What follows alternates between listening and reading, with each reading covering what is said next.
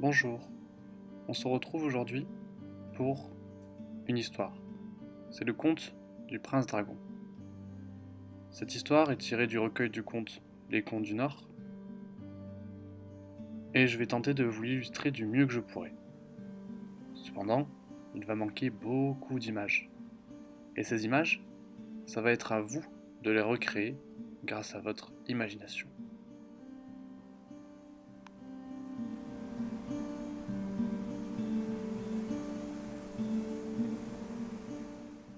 Il était une fois, loin vers les terres du Nord, un roi, jeune et beau.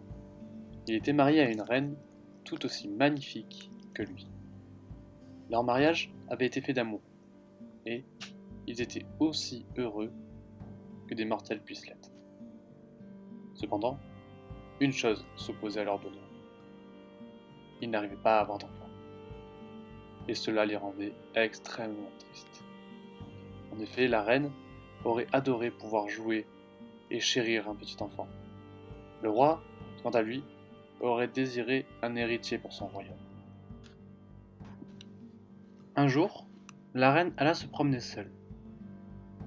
Alors qu'elle était perdue dans ses pensées, elle rencontra une vieille femme si laide qu'elle ne douta pas un seul instant que ce ne fût la fée Skuld, une des trois Nornes qui président de la destinée des hommes en filant des fils de destin sur un rouet d'or.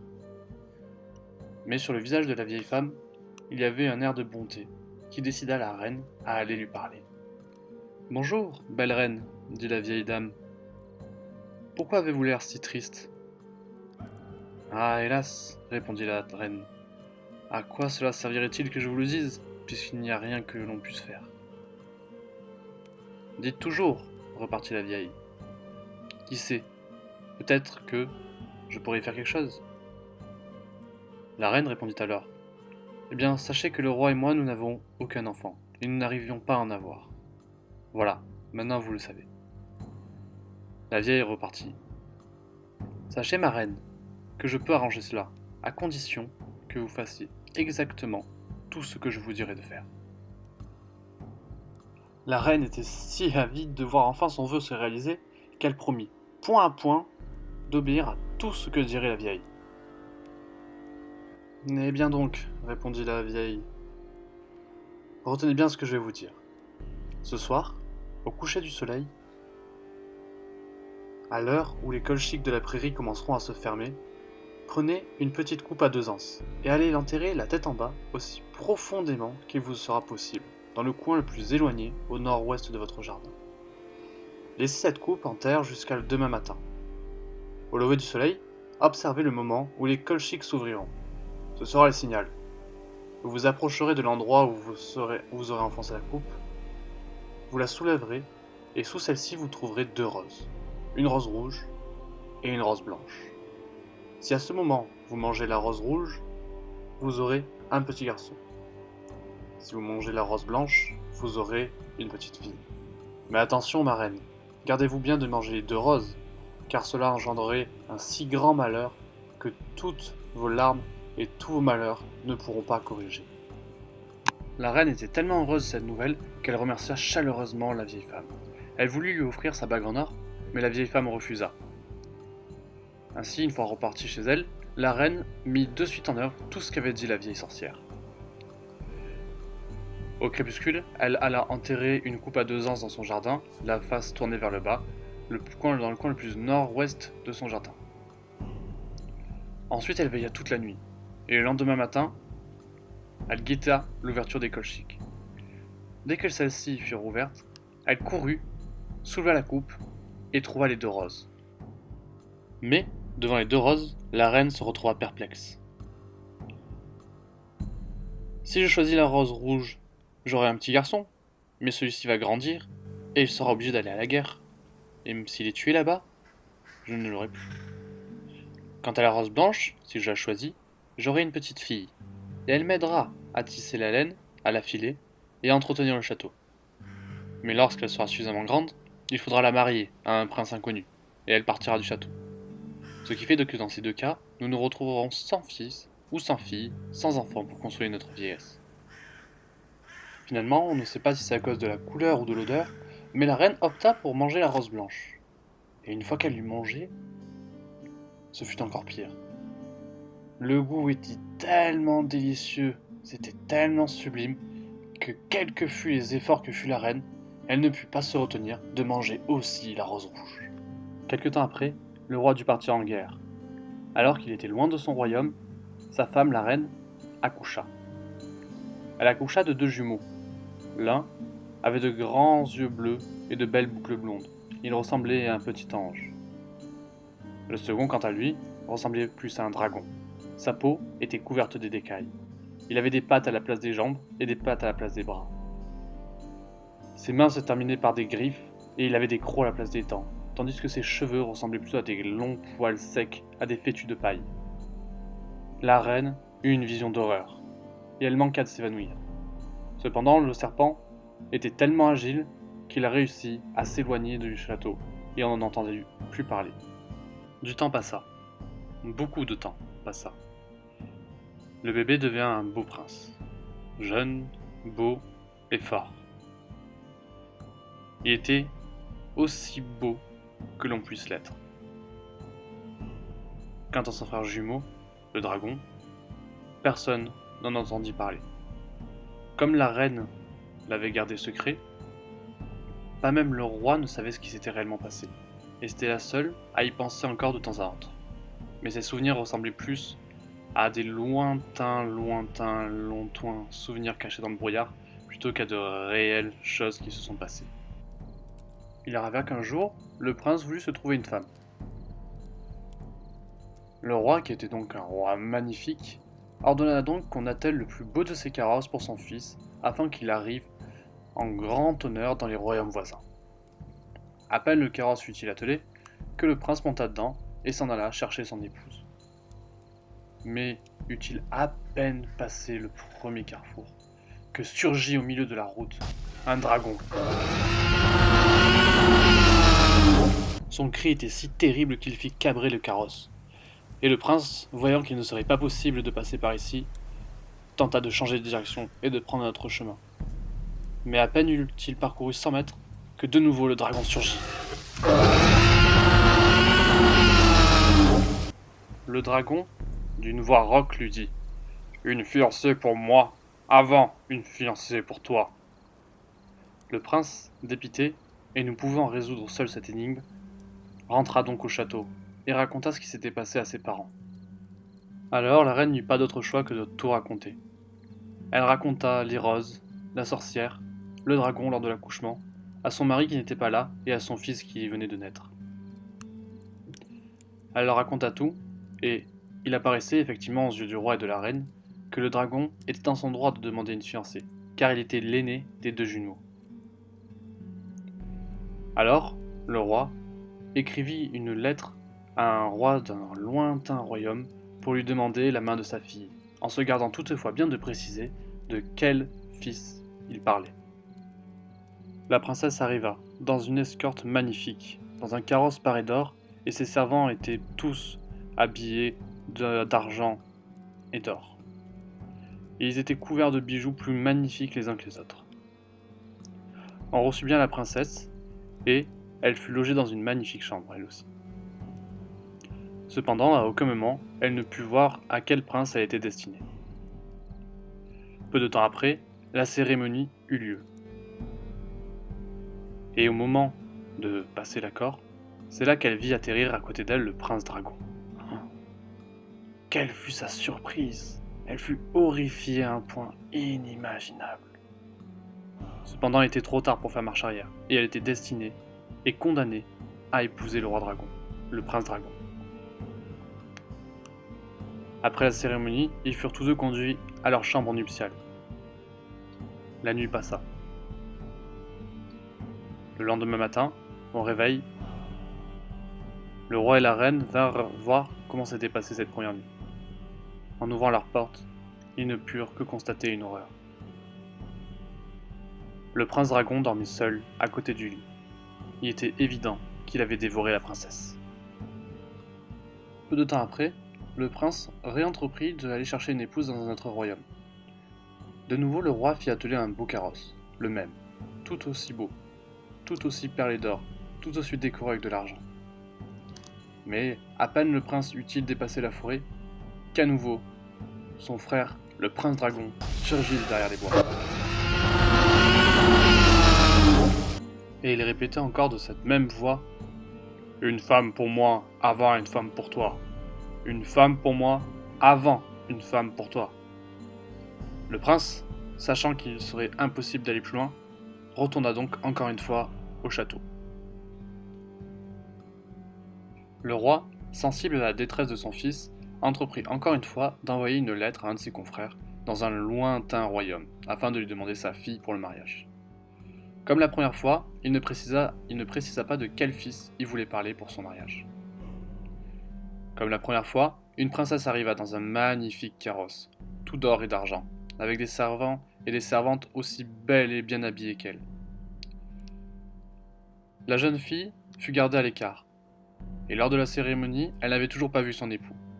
Elle s'osa demander timidement: Mais où est mon époux? Et c'est à ce moment-là, que le prince dragon descendit et vient se placer à côté d'elle. Quelle ne fut pas son horreur de voir cette créature à côté d'elle. Mais il était trop tard pour rompre l'alliance, et elle était obligée de se marier. Les deux époux dormirent dans la chambre nuptiale. Mais à l'aube, quand les parents, donc le roi et la reine, vinrent pour voir si tout se passait bien, ils ne purent que constater la même vision que la première fois. Le roi dragon était allongé à côté du lit, et ce dernier était vide. La princesse avait disparu. Il ne restait aucune trace d'elle. Elle avait, sans nul doute, été dévorée par le prince dragon. Le prince, fou de douleur qui ne pouvait pas se marier à cause de son frère aîné, le prince dragon, partit donc une nouvelle fois à la recherche d'une femme. Cependant, comme les autres fois, il fut bloqué, juste à la lisière de son royaume, par son frère le prince dragon. Il retourna donc au palais et partagea sa tristesse avec son père. Le roi lui répondit alors: Mon fils, je partage ta tristesse. Sache que l'idée que tu te maries m'est aussi chère qu'à toi. Cependant, sache que je me suis déjà fait ennemi des deux rois auxquels j'ai demandé leur fille et qui sont restés depuis sans nouvelles d'elle. De plus, la disparition des deux princesses a ému le peuple entier, et je ne peux pas me risquer à demander une autre fille à qui que ce soit. La situation semblait impossible, et tout le monde alla se coucher, la tête pleine de mauvaises pensées, sans aucune idée de comment résoudre cette situation.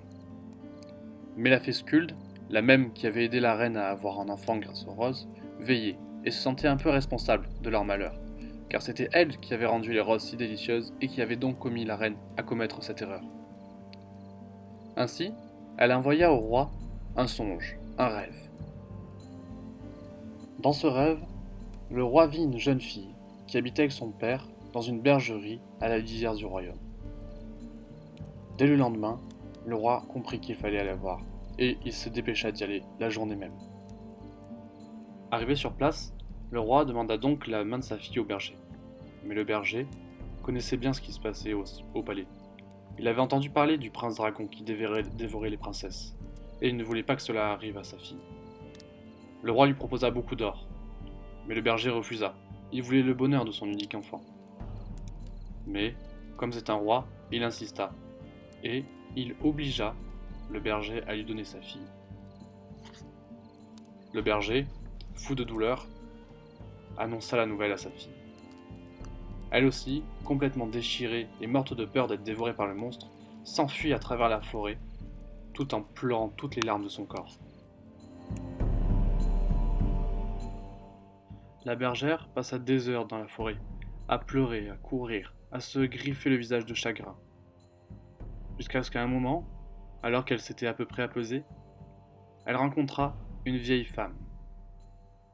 Cette vieille femme lui demanda: Qu'as-tu donc, mon enfant, à être aussi triste? Et la princesse lui répondit: Hélas, chère madame, j'ai été promise au prince dragon, et j'ai bien peur que ma vie ne s'arrête ici. Alors la vieille femme, qui n'était d'autre que la fée Skuld, lui dit: Ma chère enfant, ta vie n'est peut-être pas finie, à condition que tu fasses exactement tout ce que je te dirai. La jeune fille reprit l'espoir. Ah oui, chère madame, dites-moi ce que je dois faire, et je le ferai. Alors, ma chère enfant, commencez par vous procurer 10 chemises blanches, aussi blanches que la neige et aussi fines que possible. Vous les enfilerez avant la cérémonie de mariage. Ensuite, demandez à une fermière de vous procurer une marmite de lait frais et enfin, à des servants, des verges d'or, autant qu'un enfant pourra emporter. À la fin de la cérémonie, quand le prince dragon vous ordonnera de vous déshabiller, vous enlèverez une chemise, et à chaque chemise que vous enlèverez, vous lui demanderez d'enlever une peau. Vous répéterez l'opération autant de fois que vous aurez de chemises. Une fois que vous aurez enlevé toutes vos chemises, vous battrez le prince dragon aussi fort que vous pourrez avec la verge d'or, avec les verges d'or, le faisceau de verges d'or. Une fois que cela fait, vous plongerez le prince dragon dans la marmite de lait. Et c'est là l'étape la plus difficile, vous aurez à le serrer dans vos bras l'espace d'un instant. La jeune fille frémit à l'idée de serrer le prince dragon, mais accepta et dit qu'elle fera tout comme la vieille dame l'aurait dit. Arrivée au palais, la bergère passa commande au roi et à la reine. Ces derniers étaient surpris par la commande de la bergère, mais acceptèrent sans aucun mal. Qu'avait-il à perdre? Ainsi, ils la revêtirent de 10 chemises blanches, aussi blanches que la neige et aussi fines, quasiment transparentes, tellement qu'on la sentait à peine à travers ses doigts. Ensuite, une marmite de lait fut portée dans sa chambre, et un faisceau de verges d'or fut déposé à côté de son lit. La cérémonie arriva. La bergère revêtit les 2 chemises. La cérémonie se déroula convenablement. Le prince dragon atterrit à côté de la bergère, et celle-ci fut horrifiée par le physique monstrueux de ce prince. Au moment de monter dans la chambre, le roi et la reine, découragés, fermèrent la porte et attendirent le lendemain. C'est alors que le combat commença pour la bergère. Une fois que la porte fut fermée et que le couple fut laissé à lui-même, le prince dragon dit à la fermière: « Ma chère femme, déshabillez-vous. » Et la fermière lui répondit: « Pas avant que vous-même n'ayez enlevé une de vos peaux. » Le prince dragon fut surpris et lui dit: « Sachez que personne n'a osé me parler sur ce ton jusqu'ici. » Et la princesse ne se décourageait pas. La fermière lui dit: « Eh bien moi je le fais, donc maintenant enlevez votre peau. » Le prince dragon obéit donc. Et il se tordit de douleur, et il se tordit, et se retordit, tout ça pour arriver à enlever la peau. La peau tomba sur le sol. Et alors il dit à la fermière: « À ton tour maintenant, ma chère femme. » La fermière laissa tomber une de ses robes sur la peau de serpent. Le prince dragon lui dit: « Maintenant, enlève une autre chemise. » Et la fermière lui répondit: « J'enlèverai une chemise à chaque fois que vous enlèverez une peau. » Alors le prince dragon comprit qu'il n'avait pas d'autre choix que d'obéir. À chaque fois qu'il voulait que la fermière enlève une chemise, il devait se tordre de douleur pour laisser tomber une peau. Et à chaque fois qu'une peau tombait au sol, la fermière la recouvrait d'une de ses chemises. L'opération se répéta ainsi 10 fois. 10 fois le prince enleva sa peau, et 10 fois la fermière la recouvrait d'une chemise blanche. Une fois que les 10 chemises furent enlevées, il ne restait du prince dragon qu'une espèce de forme spongieuse et noire. Mais la fermière, armée d'une force invincible, saisit le faisceau de verge et le battit aussi fort qu'elle le put. Elle tapa le prince de toutes ses forces. Le prince, vaincu et agenouillé, sans force, se laissait faire. Alors la fermière l'attrapa dans ses bras et le plongea dans la marmite de lait. Le prince dragon se débattait et essayait de sortir de toutes les forces qui lui restaient. Mais la fermière résistait et le gardait plongé dans le lait. Puis au bout d'un moment, comme l'avait dit la vieille, elle le sortit et elle le serra fort dans ses bras dans le lit. Elle le serra aussi fort qu'elle le pouvait, car le prince dragon tentait encore de s'échapper et se débattait comme un diable d'entre ses bras. Au bout d'un moment, il arrêta de se débattre. Et la fermière, à bout de force, complètement épuisée par la lutte qu'elle venait de mener, s'endormit, avec le prince dragon dans ses bras. La nuit passa, calme et sans bruit. Alors que le soleil allait se lever, le roi et la reine allèrent dans la chambre pour voir ce qu'il est resté de la pauvre fermière. Mais, au moment d'ouvrir la porte, alors que le soleil se levait, ils eurent une surprise magnifique. La fermière était toujours là.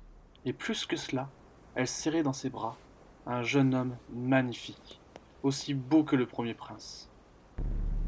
Tout le monde avait eu tellement peur que que la fermière ne soit dévorée par le prince dragon qu'ils avaient été horrifiés et terrifiés. Cependant, le fait qu'elle soit toujours vivante les remplit de joie à un point inimaginable. Le soir même, un banquet fut organisé, et un bal, aussi magnifique que possible. Le prince dragon ne se verrait plus jamais, et le prince cadet pourrait enfin trouver une femme. Mais la fée Skulde veillait encore. Et donc, pour tout à fait arranger la situation, ramena les deux princesses qui avaient disparu, soi-disant mangées par le prince dragon. Le prince cadet, alors, en épousa une.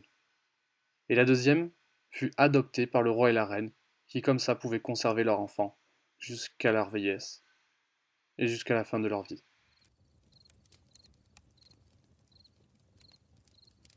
C'est ainsi que s'achève notre premier conte, celui du prince dragon. Je vous dis à la prochaine fois pour un autre conte.